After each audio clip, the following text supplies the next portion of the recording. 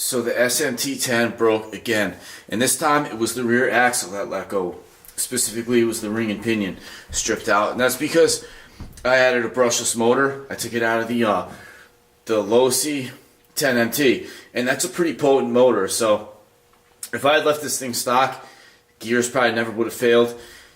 The smt10 comes with metal gears, but they're like a soft metal. They're not very strong.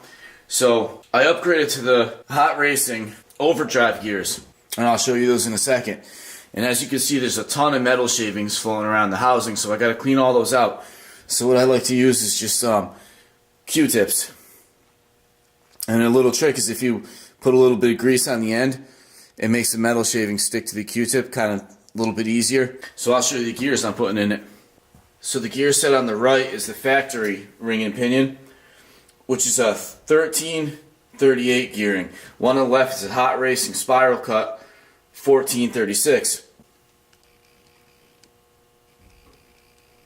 In Hot Racing lists these for the AX10, but it's a direct bolt into the smt10. This is an overdrive gear, so that means it'll have a faster top speed, and because I switched this thing to a brushless motor, it's got plenty of torque. So that's why I chose to go with the overdrive gear. And it's a hardened steel.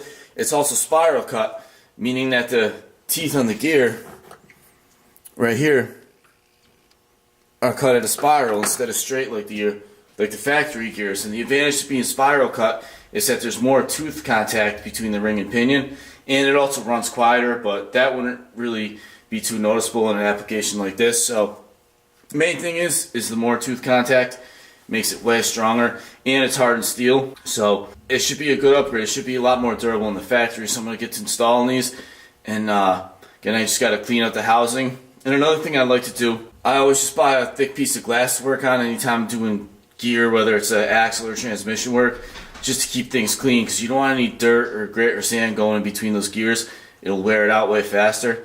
Also want to thank RC Crawler Country. That's where I got these gears from. They shipped them out really fast.